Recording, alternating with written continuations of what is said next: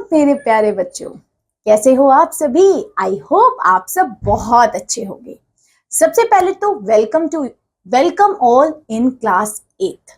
आप सभी का स्वागत है क्लास 8 में। अब आप क्लास 8 में आ गए हो तो आप सब क्लास 8 में एसएसटी मुझसे पढ़ेंगे, ठीक है। सो मेरा नाम क्या है?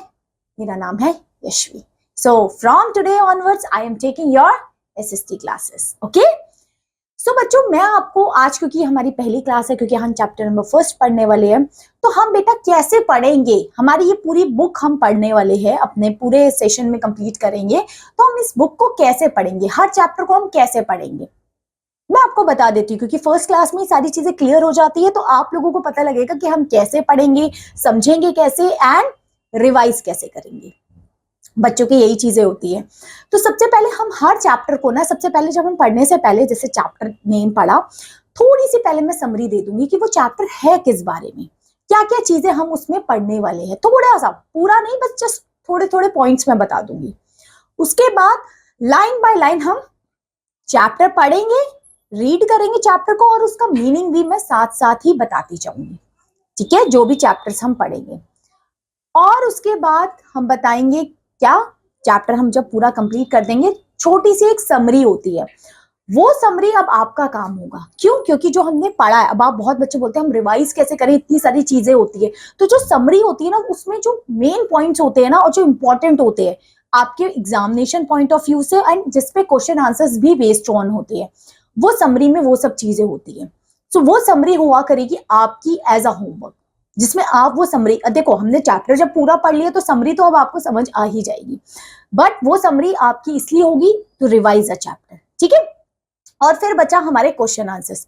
तो आप बोलोगे मैम हम क्वेश्चन आंसर्स भी इसी क्लासेस में किया करेंगे? बिल्कुल करा करेंगे बेटा, हम पूरे क्वेश्चन आंसर्स करा करेंगे। ऑफ कोर्स कुछ क्वेश्चन आंसर्स कभी कभी हम होमवर्क भी दे सकते हैं, वैसे सारे डिस्कस हम क्लास में ही करेंगे, बट कुछ मुझे अगर ऐसे लगे कि हाँ इसमें आप लोग और सर्च कर सकते हो, ज्यादातर वो ऐसे ही होंगे कुछ क्वेश्चन आंसर्स वाले, क्योंकि उसमें क्या है कि एक आंसर नहीं होता है ना, उसमें आप अपने वर्डिंग्स भी डाल सकते हो, तो वो हम दे सकते हैं होमवर्क के लिए, ठीक है। और फिर अगर किसी चैप्टर के नीचे कोई फन एक्टिविटीज वगैरह होगी तो वो आप ट्राई कर सकते हैं, ठीक है। That is not the part of that video. तो बट वीडियो में क्या क्या चीज रहेगी, सबसे पहले चैप्टर का समरी थोड़ी सी मैं दे दूंगी, उसके बाद चैप्टर हम लाइन बाय लाइन सब कुछ पढ़ने वाले हैं, विद एग्जाम्पल्स पढ़ेंगे, उसको चीजों को रिलेट करते हुए पढ़ेंगे, है ना, और विद पिक्चर्स भी के साथ भी होगा इसमें, ठीक है। उसके बाद जो समरी होगी वो आपको पूरा चैप्टर अच्छे समझ में आ गया, फिर उसके बाद हम डिस्कस कर लेंगे क्वेश्चन आंसर्स, ठीक है। और उसके बाद तो हमारा चैप्टर की एंडिंग हो ही जाएगी। तो ये सीक्वेंस को हम फॉलो करेंगे अपनी क्लासेस में। सो ये हमारी फर्स्ट क्लास थी, इसलिए मैंने थोड़ा सा एक्सप्लेन किया आपको। सो आई एम होपिंग सो कि अब आप लोगों को चीजें समझ में आ गई होगी हम किस तरीके से पढ़ाई करने वाले हैं, ठीक है। तो शुरू करें अपना फर्स्ट क्लास, फर्स्ट चैप्टर। चलिए, तो फर्स्ट क्लास है, फर्स्ट चैप्टर है, और चैप्टर भी बड़ा इजी सा है एंड इंटरेस्टिंग है। हम पढ़ने वाले रिसोर्सेज के बारे में, ऐसी रिसोर्सेज जो हमारी अर्थ पे है। अब आप कहोगे मैम रिसोर्सेज क्या होती है, कौन कौन सी होती है, यही क्वेश्चंस आपके आ रहे होंगे दिमाग में। देखो मैं ये नहीं कह रही सबको पता है इसके आंसर, पता है बहुत अच्छी बात, नहीं पता तो हम इसके बारे में ही इस चैप्टर में पढ़ने वाले हैं। तो इस चैप्टर में सबसे पहले हम देखेंगे रिसोर्सेज क्या होती है, कौन कौन सी होती है ना, कैसे क्लासिफाई करते हैं रिसोर्सेज को, बेस्ड ऑन डिफरेंट थिंग्स हम क्लासिफाई करते हैं रिसोर्सेज को। तो कैसे क्लासिफाई करते हैं, एंड लास्ट में हम इन रिसोर्सेज को कैसे कंजर्व किया करते हैं, how we conserve all these resources, okay. So ये कुछ पॉइंट्स के बारे में हमने इस क्लास में समझना है, देखना है, पढ़ना है, ठीक है। और ये क्लास होने वाली है इंटरेस्टिंग। और एक और चीज मैं बता दूं, अगर चैप्टर बड़े हुआ करेंगे तो हम उनको 2 पार्ट्स में कवर किया करेंगे, ताकि आपके लिए भी लेंदी ना हो चीजें समझने के लिए, और चीजें छोटे फॉर्म में ना इजी होती है रिकॉल करना एंड सब कुछ करना। सो हम ऐसे कवर करेंगे। तो अब हम शुरू करते हैं फर्स्ट चैप्टर को, ठीक है। That is resources on earth. Start from this. Resources refer to all the things that are available in the environment which help us to satisfy human need. Resources सबसे पहले कौन सी चीजें होती है, जो अवेलेबल है हमारे आसपास, हमारे इन्वायरमेंट में, जो हमारी ह्यूमन नीड्स को सेटिस्फाइड करती है। ऐसी चीजें जो हमारे लिए जरूरत की चीजें है बेटा, द नीड्स, जो ऐसी चीजें हमारी नीड्स के लिए है, दे कम्स अंडर रिसोर्सेस, वो रिसोर्सेस के अंदर आएगी। For example, in our daily life we use many things like paper, pencil, cycle, utensil, rubber, knife etcetera. हम अपने डेली लाइफ में ये सारी की सारी चीजें यूज करते हैं, बिल्कुल करते हैं। Thus any material which is a part of our environment, a part of our earth, if they can be useful to human being, they are known as, or they can be treated as a resources। जिसकी कोई importance है, जिसकी कोई need है हमारी life में, वो सारी रिसोर्सेज होती है। हवा, पानी से लेके जितनी भी नॉन लिविंग थिंग्स है, it's not just about natural things. Human made कोई चीज है, नेचुरल चीजें हैं, मैन मेड चीजें हैं, आर्टिफिशियल है, कुछ भी है, जो अगर वो ह्यूमन नीड्स को सेटिस्फाइड कर रही है, वो रिसोर्स है। एसी है, फ्रिज है, टीवी है, लाइट्स है, फैन है, हवा है, पानी है, समुद्र है, वाटर बॉटल है, ये हमारी नीड्स को फुलफिल कर रही है कि नहीं कर रही है? बिल्कुल कर रही है बच्चों। तो ये रिसोर्सेज ही तो है, और क्या है? यस, ये रिसोर्सेज है। So water, electricity, rickshaws, vegetables and text books have something in common. इन सब में क्या कॉमन है? they have all been used by you, so they have utility। उसकी अपनी एक यूटिलिटी है। ऑफ कोर्स, आपकी पेंसिल की, बुक की, कॉपी की, आपकी इलेक्ट्रिसिटी की, वाटर की, एयर की अपनी एक यूटिलिटी है। यस, अपनी एक इंपॉर्टेंस है। सो यूटिलिटी और stability is what makes an object or substance or resources। किसी की यूटिलिटी ही उस ऑब्जेक्ट को एज अ रिसोर्सेज बनाती है, क्योंकि रिसोर्सेज हम उन्हीं चीजों को कहते हैं जिनकी अपनी इंपॉर्टेंस, जिनकी अपनी एक वैल्यू होती है। So all resources have some value. जितने भी रिसोर्सेज हमारे आसपास हमको दिख रही है, उनकी अपनी एक वैल्यू है। Value means worth. वैल्यू का मतलब है बेटा वर्थ। उसकी वर्थ मीन्स उसकी इंपॉर्टेंस, है ना। अब देखिए, हवा की अपनी इंपॉर्टेंस है, हवा ना हो we can not able to survive. Water, soil, yes, electricity, AC, fridge, TV जिससे चल रहे हैं, उसकी अपनी इंपॉर्टेंस है। जब नहीं होते तभी हमें पता लगता है। So some resources have economic value, some do not. किसी किसी रिसोर्सेज की अपनी एक इकोनॉमिक वैल्यू होती है और किसी किसी की नहीं होती है। For example, metals may have an economic value, a beautiful landscape may not. Of course, economic value जिसकी होती है, जिसकी मनी टर्म्स में अपनी हो। जैसे मेटल्स की इकोनॉमिक वैल्यू, अगर मेटल्स को आप जाके बेचो, आप उसके बदले पैसे ले सकते हो। वो अब एक लैंडस्केप है ना, या कोई एक नॉर्मल सी ब्यूटीफुल सा लैंडस्केप आपने कोई ड्रॉ कर दी, उसकी इकोनॉमिक वैल्यू नहीं होगी। मे बी कोई इसको परचेस करे या ना करे, we are not sure about it. But कोई मेटल है, कोई गोल्ड, सिल्वर, कॉपर, वॉपर है, उसको हर कोई लेगा। सो उसकी इकोनॉमिक वैल्यू हो गई। Economic, non economic value clear हो गई। So both so we can say but both are important and satisfy human need। but हम ये नहीं कह सकते जिनकी इकोनॉमिक वैल्यू नहीं है वो हमारे लिए इंपॉर्टेंट नहीं है, हमारे लिए इंपॉर्टेंट है। ठीक है, जैसे कभी कभी होता है ना कि हमने कोई बहुत मतलब ऐसी चीज ले ली है जिसकी कोई वर्थ इट, मनी की कोई वर्थ इट नहीं है ना, उसका कोई यूजेस नहीं है, बट हमें अच्छी लगी तो हमने ले ली, है ना। कोई बहुत महंगा सा हमने कोई पोर्ट्रेट सा ले लिया या कोई शो पीस सा ले लिया, है ना। उसको अगर हम मार्केट में जाए तो कोई नहीं लेगा, बट हमें सेटिस्फाई, हमारी नीड्स को सेटिस्फाई करी तो वो रिसोर्सेज जरूर होगी। वेदर वो इकोनॉमिक है या नहीं है, does not matter for that. The use of resources depend on it's value. Of course, resources depend होती है उसकी वैल्यू पे, उसकी कितनी वैल्यू है, उसकी कम वैल्यू है या ज्यादा वैल्यू है।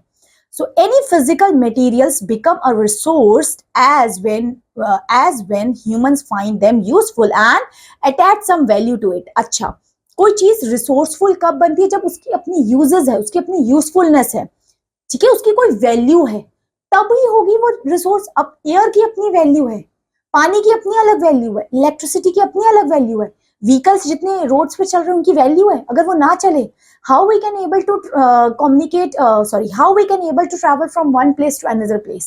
Can be possible without the vehicles? No, of course not. So that's why vehicles, air, water, electricity and so many things are very important for all of us.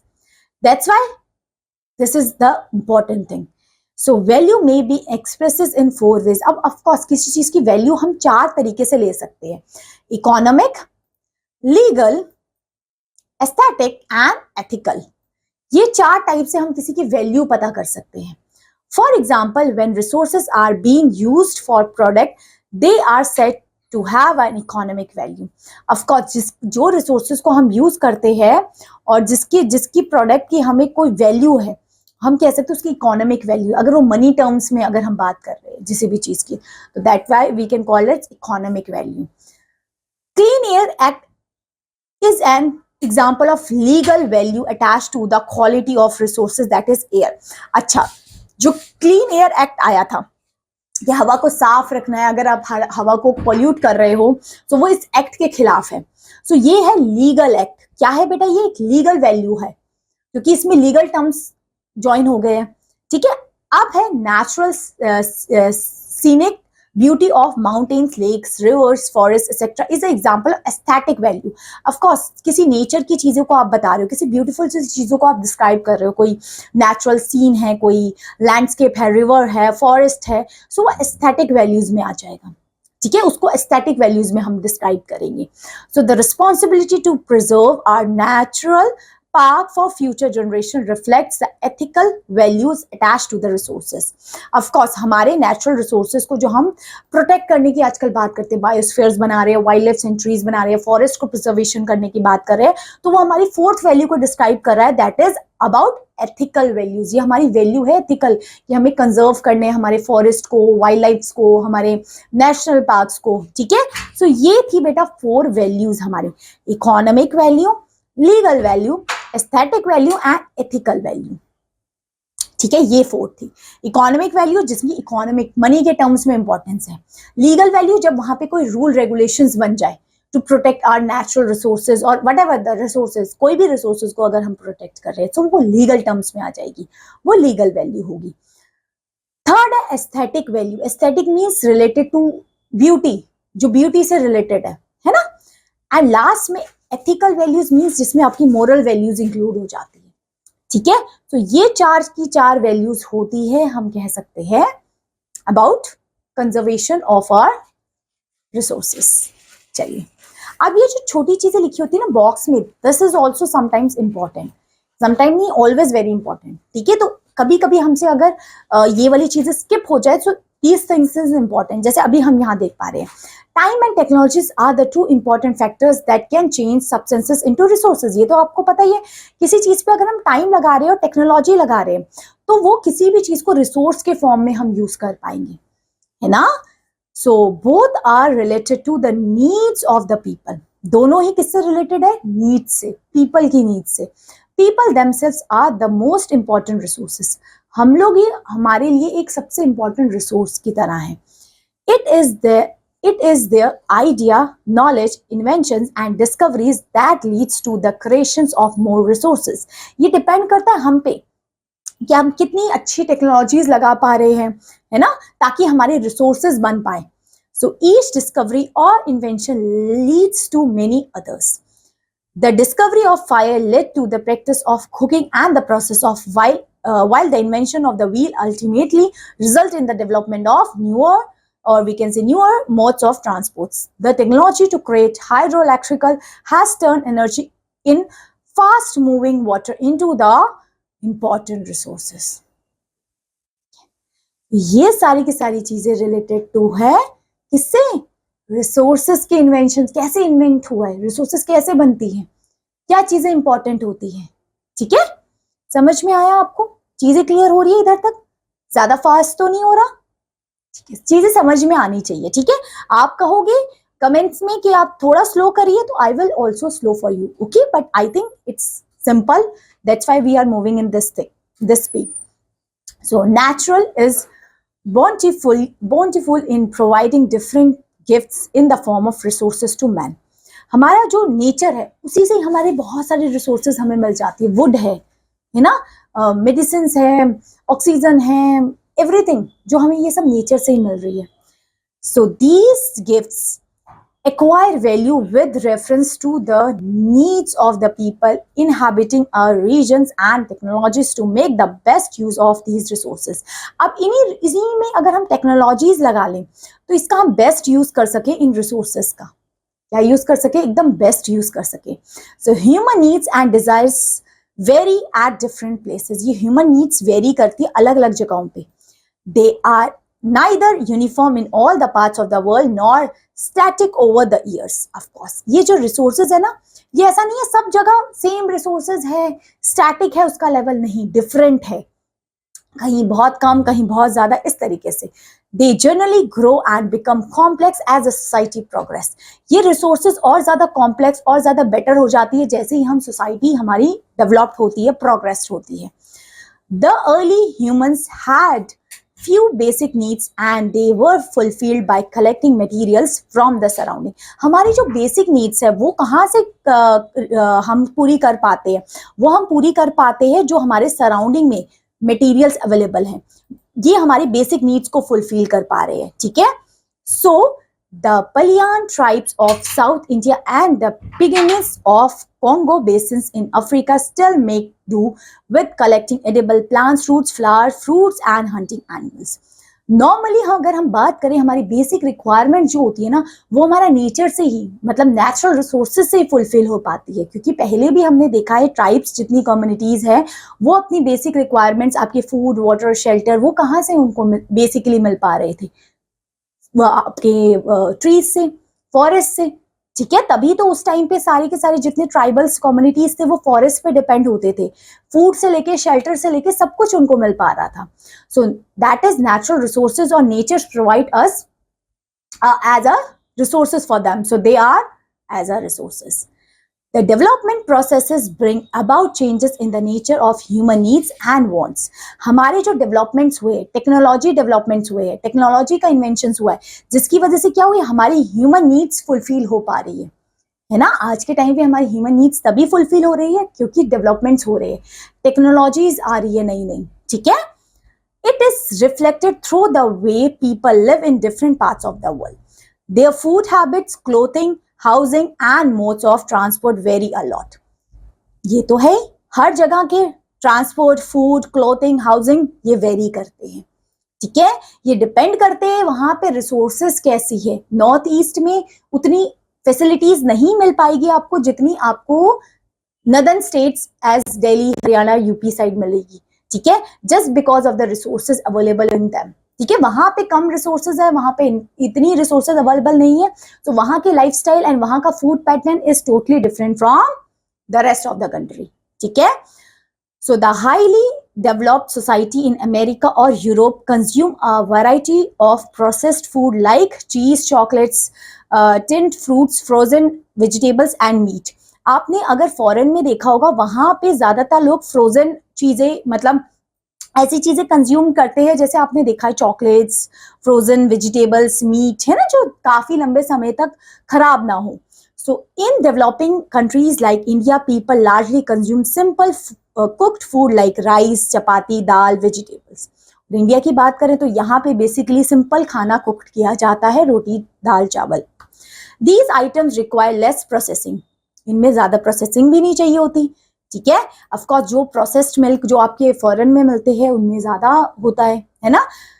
So it implies that as our needs and wants to grow consumption of resources also increasing. जैसे हमारे wants, हमारे needs increase हो रहे हैं आजकल, हमारे needs और desires बस बढ़ते जा रहे हैं, तो हमें उतनी ही ज्यादा रिसोर्सेज की रिक्वायरमेंट भी बढ़ती जा रही है.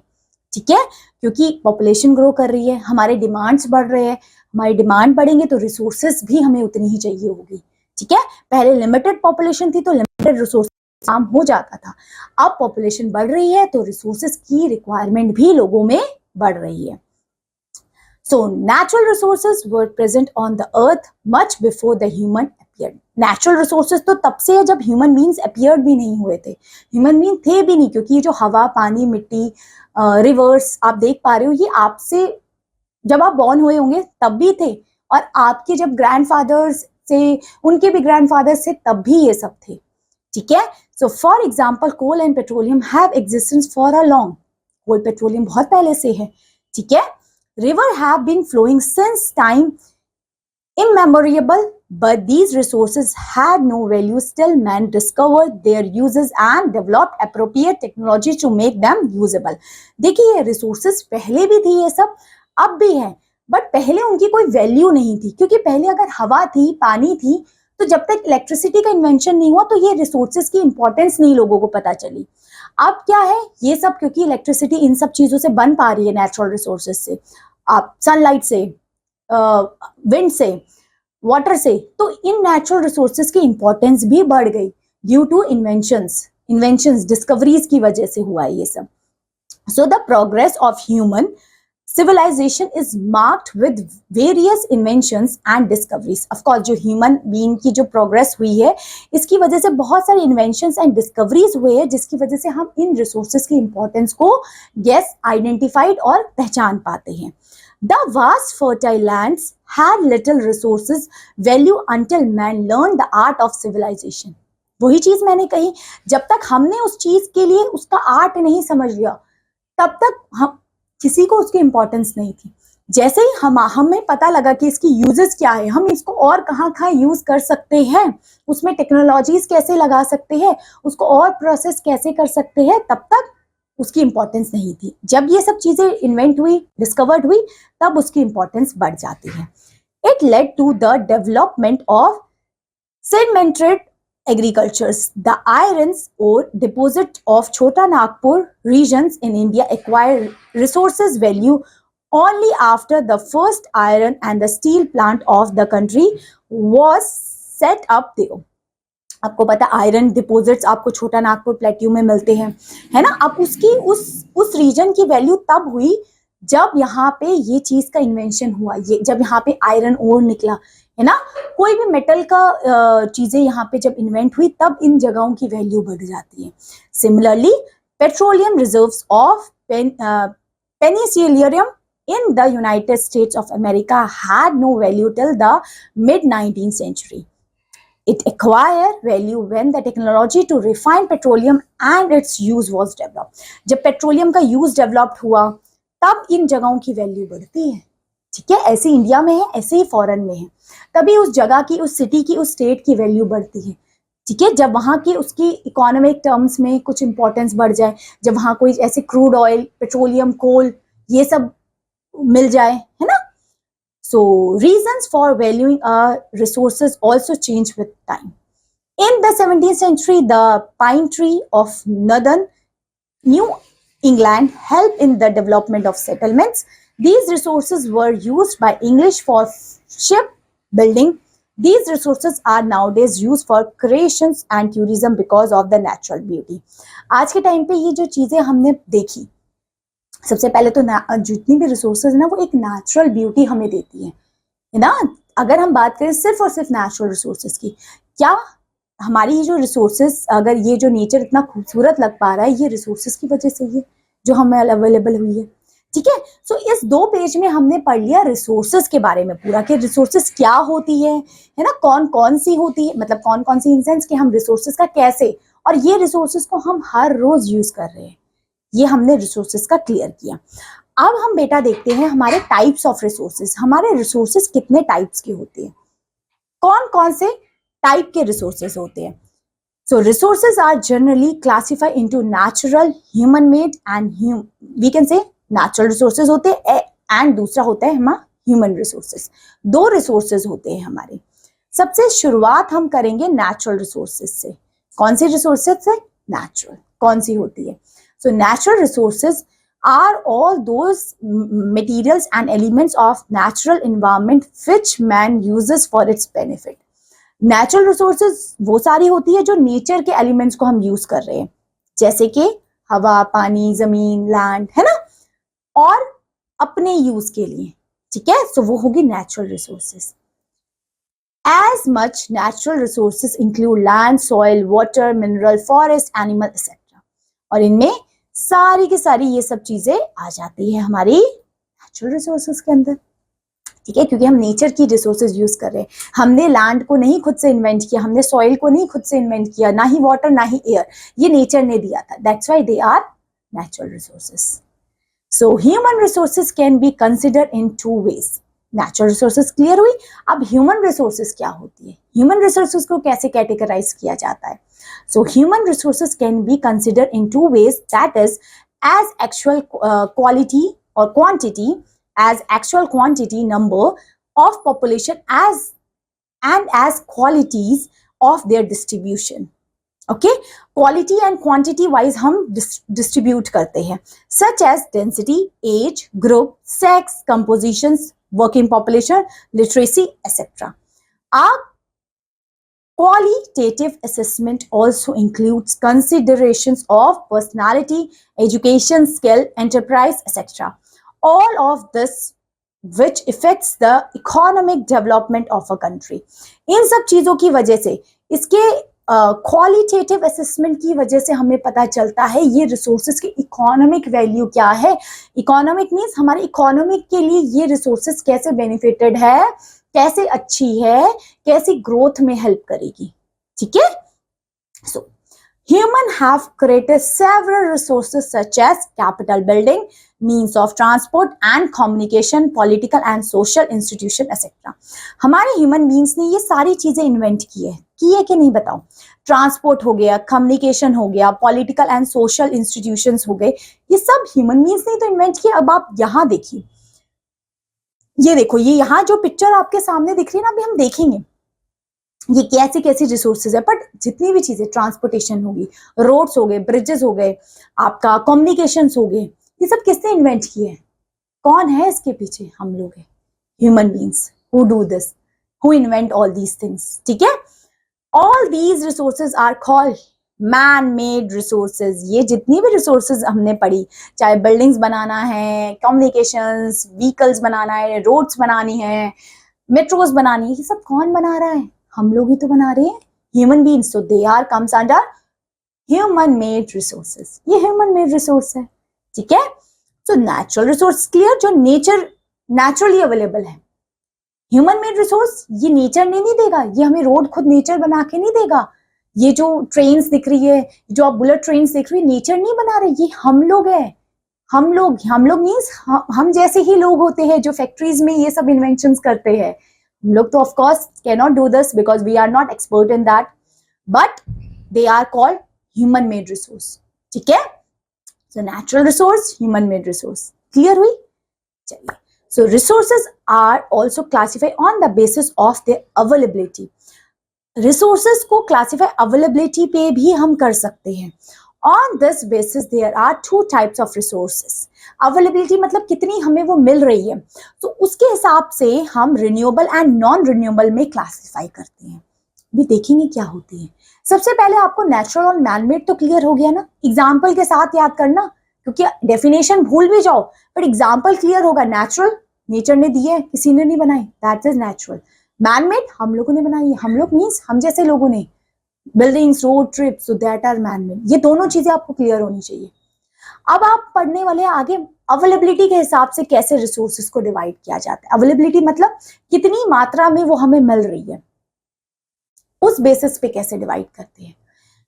तो लेट्स सी. सबसे पहले हम देखते हैं नेचुरल रिसोर्सेज को. अभी हम आगे देखेंगे अवेलेबिलिटी का.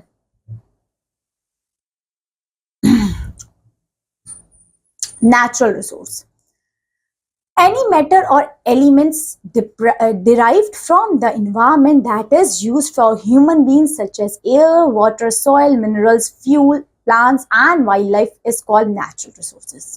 जो भी हमारी ह्यूमन बींग्स की नीड्स को फुलफिल करती है और वो नेचर से हमें मिल रही है, वो नेचुरल रिसोर्सेज है. Some resources like air, water and plants are essential for the survival of mankind, while other like minerals and fuels are used for satisfaction of other materials needs and wants. देखिए, कुछ ऐसी चीजें हैं जो हमारे लिए बहुत ज्यादा, मतलब उसके बगैर we cannot able to survive, जैसे हवा, पानी, है ना. सो वो हमारे लिए बिल्कुल बेसिक नीड्स है, वो तो हमें चाहिए ही चाहिए.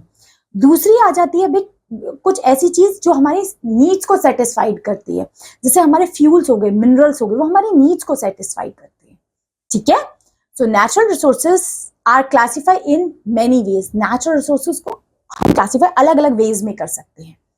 सबसे पहले on the basis of source of origin, उसका ओरिजिन क्या है, सोर्स ऑफ ओरिजिन क्या है, उस बेसिस पे करते हैं हम.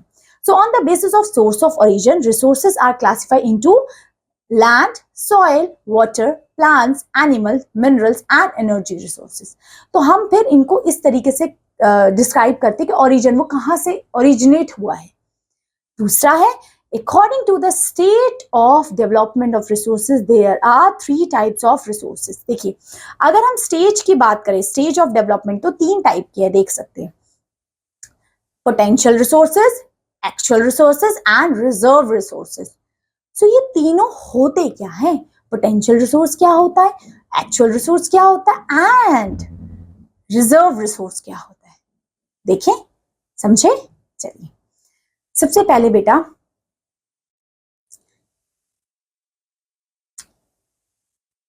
तो इसको हम ना इस पार्ट को हम नेक्स्ट वीडियो में कवर करेंगे, दैट इज पार्ट 2. पार्ट 1 में हमने यहाँ नेचुरल रिसोर्सेज तक देखा. आप लोगों को समझ में आया रिसोर्सेज क्या होती है, रिसोर्सेज के 2 टाइप्स क्या होते हैं, चीजें समझ में आई. चलिए ये चैप्टर को पार्ट 1 को अच्छे से देखिए और वेट करिए पार्ट 2 का. ठीक है, तब तक के लिए ध्यान रखिए अपना एंड पढ़ते रहिए, खुश रहिए. Bye bye.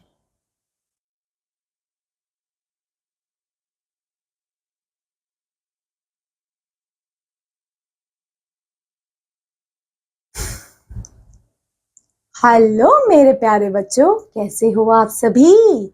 आई होप आप सब बहुत अच्छे होंगे, अच्छी सी आपकी पढ़ाई चल रही होगी और आप लोगों ने पार्ट 1 देख लिया होगा. अब आप कहोगे पार्ट 1 ऑफ चैप्टर नंबर 1 देखा, रिसोर्सेज के बारे में अच्छे से समझा, टाइप्स पढ़े. चलिए फिर आई एम होपिंग सो कि आप लोगों को उसमें कोई भी डाउट नहीं रहा होगा.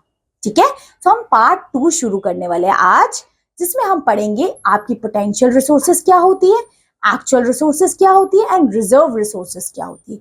ये तीनों टाइप की रिसोर्सेज कौन कौन सी होती है. ठीक है, इससे पहले हमने natural resources and man made resources को अच्छे से देख लिया. अब हम इसके बारे में देखते हैं. ठीक है, potential resources से शुरू करते हैं. So potential resources are those resources which are found in region and have not yet been utilized but are likely to be used in future. ये ऐसी पोटेंशियल रिसोर्सेज होती है जिसको हम फ्यूचर में यूज कर सकते हैं. ठीक है, जिसको हम फ्यूचर में यूज कर सकते हैं.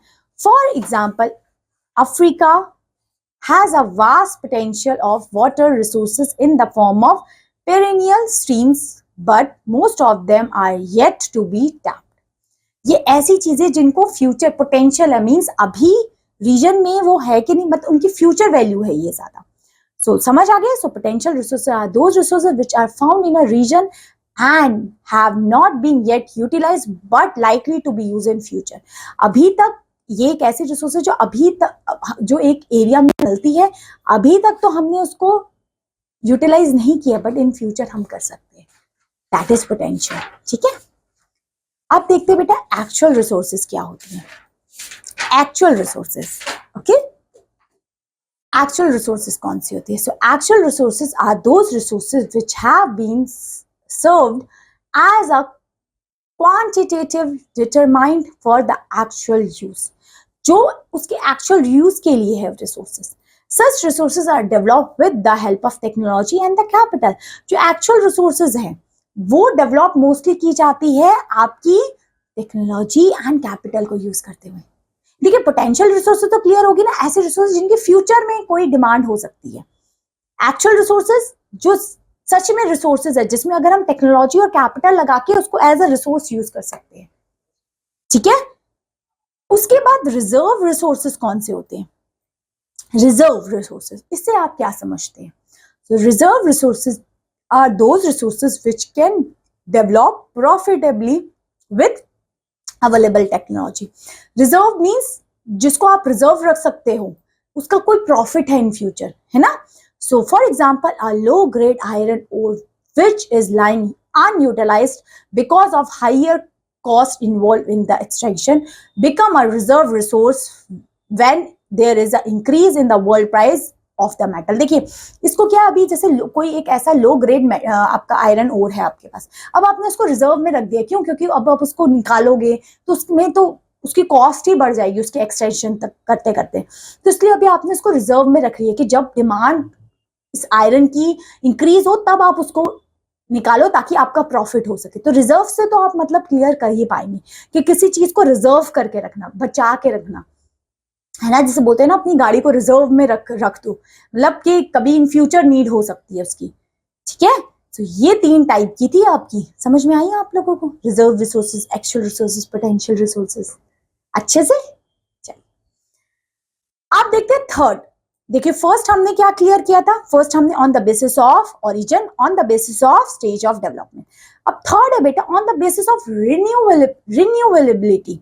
What is renewability? रिन्यूएबिलिटी क्या होती है? Natural resources is classified into renewable resources and non renewable resources. तो ये जो नेचुरल रिसोर्सेज को हम क्लासिफाई करते हैं as a renewable resources and non renewable resources.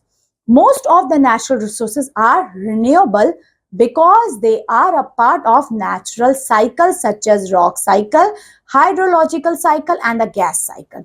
ज्यादातर आपकी जो renewable resources है वो use हो सकती है एज अ नेचुरल साइकिल, जैसे आप रॉक साइकिल, हाइड्रो साइकिल पढ़ रहे हो, ये आपकी क्या है, रिन्यू हो जाती है फिर से, ठीक है। जो रिसोर्सेज रिन्यूड हो जाती है उसको रिन्यूएबल रिसोर्सेज होंगे। अभी हम डेफिनेशन के साथ देखेंगे, डोंट वरी, ठीक है। Different kinds of resources undergo a definite cycle in course of time. Of course, the time taken in completing these cycles vary. A rock cycle may take millions of years, while hydrological cycle may be completed in very short time. इनके times भी depend करते हैं, ठीक है।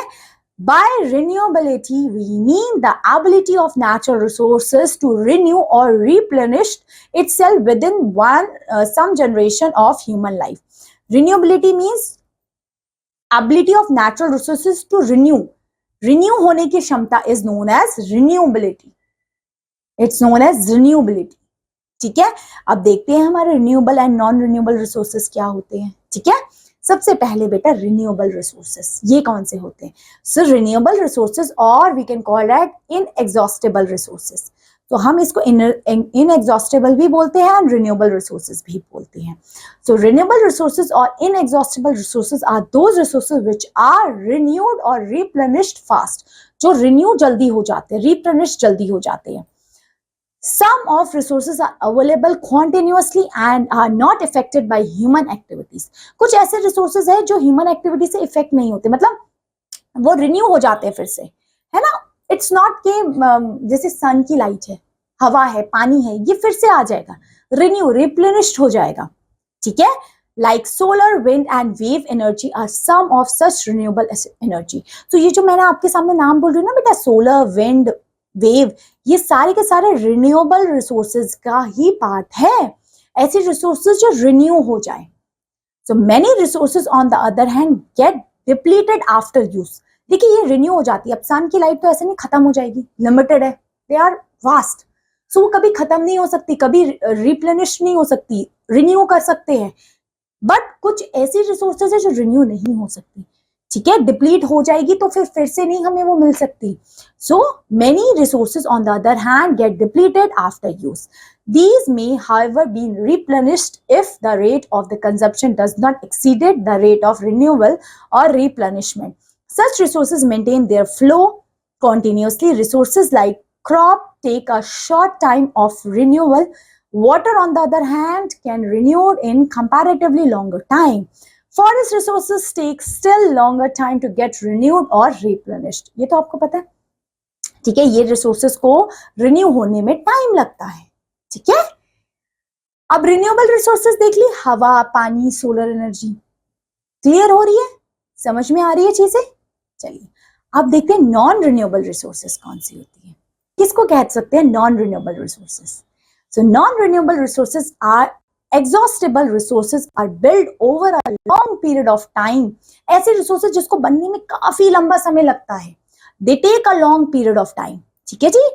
Minerals and fossil fuels belong to this category. इस category में बेटा आपके मिनरल्स आते हैं एंड फॉसिल फ्यूल्स आते हैं। There rate of formation is extremely low. इसका ना जो बनने का टाइम पीरियड है बहुत लंबे समय लगाता है, जैसे कोल, पेट्रोलियम, ऐसे नहीं एकदम फट से बन जाए, नहीं, इट टेक्स टाइम, ठीक है। एंड वो खत्म हो जाएंगे जो नॉन रिन्यूएबल रिसोर्सेज, अगर वो खत्म हो जाते हैं तो हम फिर से उसको नहीं ला सकते, एक बार खत्म तो खत्म, ठीक है। So they take millions of year to form, इनको ना बहुत लंबा समय लगता है, they take millions of year to form, ठीक है, काफी लंबा समय लगता है। Therefore they can not be replenish soon, ये रिप्लेनिश जल्दी से नहीं हो पाते हैं, ठीक है।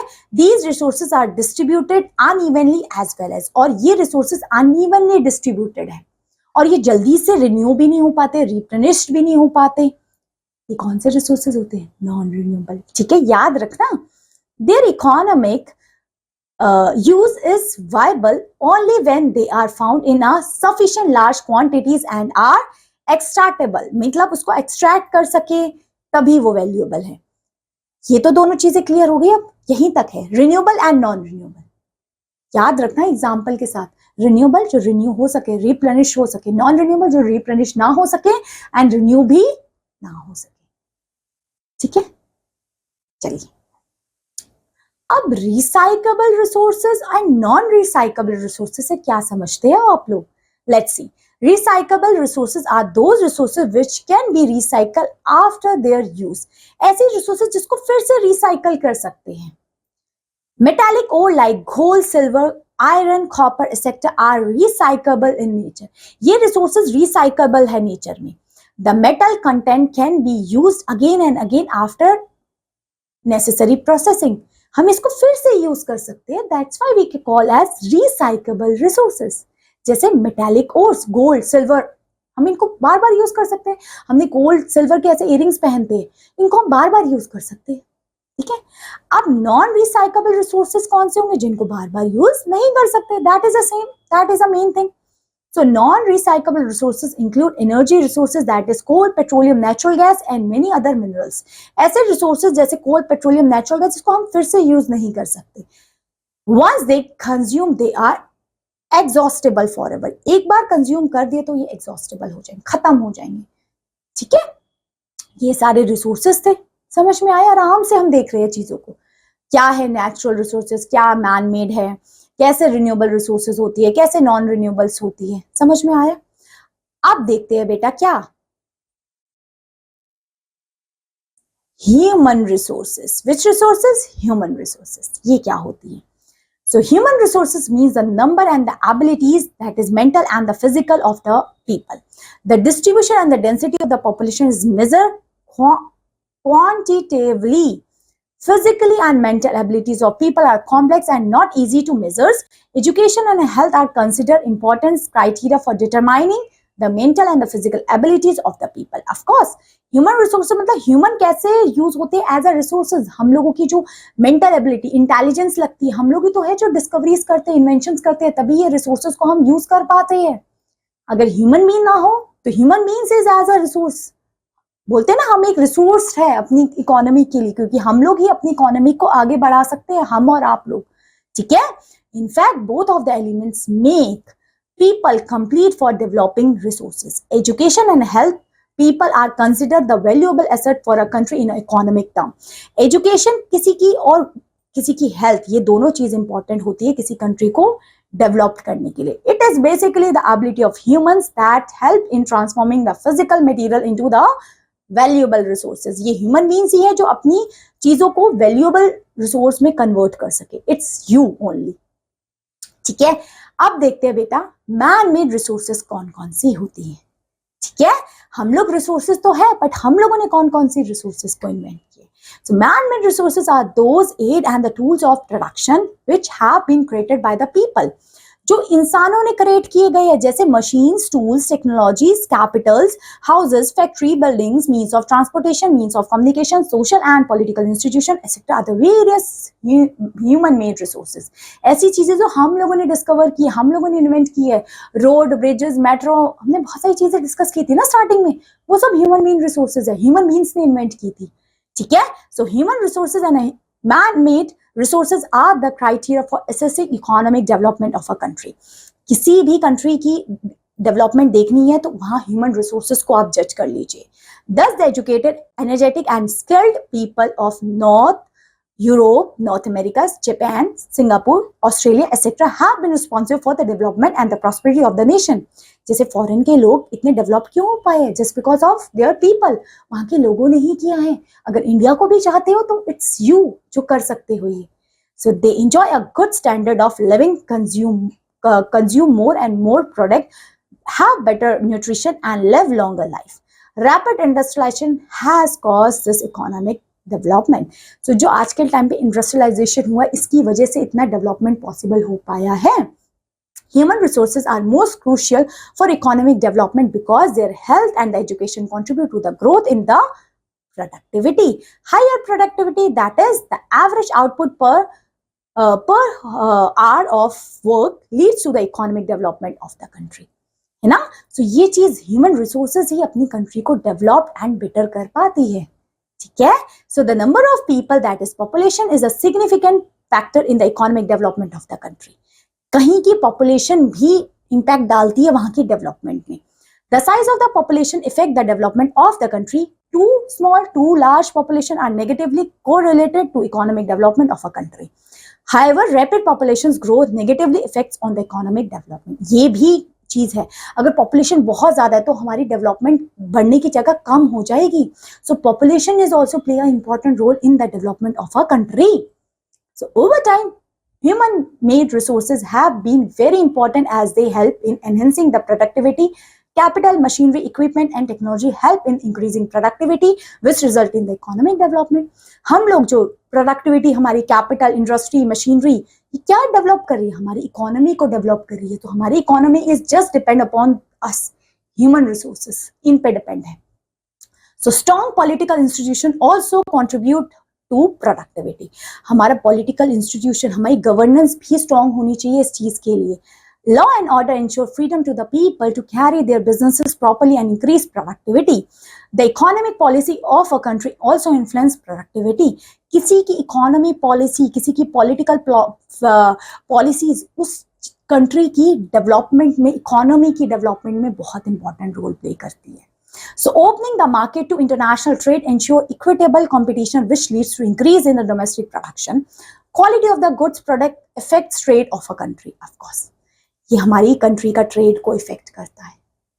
तो ये चीजें समझ में आएगी. ह्यूमन बींग्स क्या है, ह्यूमन रिसोर्सेज क्या है, कैसे ह्यूमन रिसोर्सेज बेनिफिटेड है. अब देखते हैं कंजर्वेशन ऑफ रिसोर्सेज. ये रिसोर्सेज इतनी इंपॉर्टेंट है तो इस conservation is also important. So how we conserve it? So using resources carefully and giving them time to get renew is called resource conservation. जब इन्हीं resources को हम बचा रहे हैं is known as resource conservation. Balancing the need to use resources and also conserve them for the future is called sustainable development. जब हम इन resources को बचा के रख पा रहे for our future use is known as sustainable development or conserving the resources. There are many ways of conserving resources. Each person can contribute by reducing consumption, recycling and reusing things. Ultimately, it makes a difference because all our life are interlinked. The future of our planet and the people is linked with our ability to maintain and preserve the life support system and that nature provide. Therefore, it is our duty to ensure that all the renewable resources are sustainable, the diversity of the life on the earth is conserved, the damage of the natural resources system is minimized. ये चीजें का ध्यान रखना आपका है कि resource का over exploitation ना हो, कंजर्व हम ज्यादा से ज्यादा कर पाए, ठीक है, प्रोटेक्ट कर पाए, ये सब चीजें. सो सम प्रिंसिपल ऑफ सस्टेनेबल डेवलपमेंट. देखिए सस्टेनेबल डेवलपमेंट के कुछ प्रिंसिपल्स भी है बेटा. क्या क्या है? Respect and care for all forms of life, improve the quantity of a human life, conserve the earth's vitality and diversity, minimize the depletion of natural resources, change the personal attitude and practice towards the environment, enable communities to care for their own environment. ये principal है sustainable development को हम follow करेंगे ताकि हम resources को conserve कर पाए और उसका बेटर यूटिलाइजेशन कर पाए. Resources clear, types of resources clear, कैसे कंजर्व करेंगे वो भी क्लियर. अब क्वेश्चन आंसर्स करें. चलिए फर्स्ट क्वेश्चन बताइए. It is a recyclable resources, जिसको फिर से रिसाइकल कर सकते हैं. Water. Soil is example of natural resources. On the basis of origin it is not a resources. Technology. बाकी सब रिसोर्सेज है, ठीक है। फॉरेस्ट, वाटर, लैंड ये अलग है, ठीक है। Which of the following is a human made resource, humans ने बनाई है। रिवर डेल्टा नहीं, टेक्नोलॉजीज, ठीक है। मिनरल ऑयल, देखिए टेक्नोलॉजीज ह्यूमन बीइंग से बनाई, रिवर डेल्टा नेचुरल है, मिनरल ऑयल भी नेचुरल मिल रहा है ना, so we can call that. Next, petroleum, coal, natural gas are which resources? Natural, or we can call as a we can call inexhaustible. No, it is known as non-renewable resources also. Natural resources also, or we can call as non-renewable resources. So आपको दिख रहा है यहाँ पे, so हम यहाँ natural resources ही लिख लेते हैं and we can call as a non-renewable resources also, ठीक है। The non-renewable resources are also called as inexhaustible. Inexhaustible resources. Next, fill in the blank is example of recyclable resources, that is metallic ores. ये recyclable है. Next, wildlife is a कौन सा resource? Natural resource. ठीक है. अब है कुछ true false, जल्दी से बताइए. Iron ore is a non recyclable resources, non recyclable, उसको फिर से रिसाइकल नहीं कर सकते, आयरन ओर को कर सकते हैं भाई, इट इज फॉल्स, कर सकते हैं। Water, wind and sunshine are renewable, बिल्कुल सही, सही बोला। Next, animal and the forest are non renewable, renewable, ठीक है, रिन्यू कर सकते हैं हम, कर सकते हैं, नहीं कर सकते, ठीक है, that is non renewable, renewable नहीं है, एक बार खत्म तो खत्म, ठीक है, दैट इज ट्रू, ठीक है, नॉन रिन्यूएबल है। Next, some question answers, what is resources? Resources are something that satisfy the human needs, whatever the things is in our environment that satisfy our need is known as resources. What do you mean by human made resources? The resources which is made by the human beings are known as human made resources, like bread, road, dams, bridges, okay। अब ये example देने हैं, natural resources, air, water, wind, human resources, building, roads, okay। Potential resources, the resources which has future importance, and actual resources means when we use technologies in it, in that resources, when we use technology in it, they are converted into actual resource. And what is renewable and non-renewable resources? Renewable resources, the resources which can renew or which can replenish. Non-renewable resources that cannot renew and that cannot replenish is known as non-renewable resources. Clear हो रही है? अब देखो ये चीजें हम जल्दी क्यों कर रहे हैं, क्यों? क्योंकि ये तो हमें आती ही, हमने पूरा चैप्टर ही पढ़ा है इसके बारे में, ठीक है।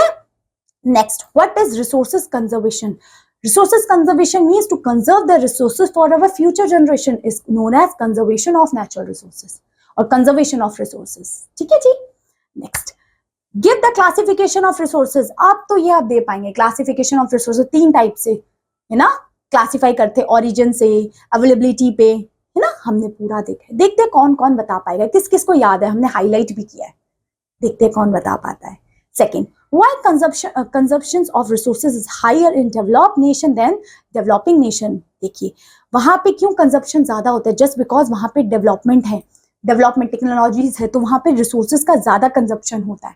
अब डेवलपिंग नेशंस में टेक्नोलॉजीज ही नहीं होती है, तो रिसोर्सेज का इतना ज्यादा कंजप्शन नहीं हो पाता, just because depend upon the technology and the time, okay। Next, third, last question, why is conservation of resources necessary? Conservation of resources very necessary because these resources are used for our future generation. So if no resources left for it now, so how our future generation can use this, ठीक है। ये थी आपकी chapter, ये थी आपकी class. First chapter clear हुआ, अच्छे से समझ में आया, चीजें अच्छे से क्लियर हुई। So that's all my dear learners for this class. अब मैं आपसे मिलती हूँ आपकी दूसरी क्लास में विद सेकेंड चैप्टर।